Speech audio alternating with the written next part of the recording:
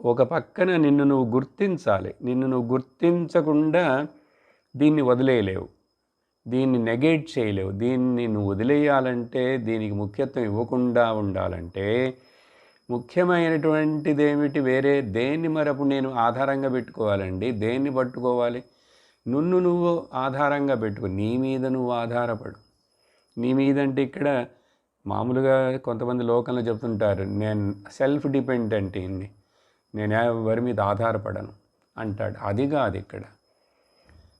నీ నిజస్వరూపం మీద నువ్వు అర్థం చేసుకుని ఆధారపడ్డావంటే, సో ఇక్కడ ఇది వదిలేయటానికి వీలవుతుంది. సో ఇక్కడ వదిలేయటం, అక్కడ పట్టుకోవడం రెండూ జరగాలి.